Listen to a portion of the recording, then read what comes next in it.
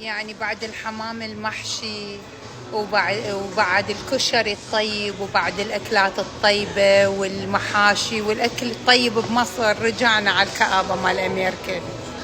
برجر ويا فرايز على مود ما تزعلون.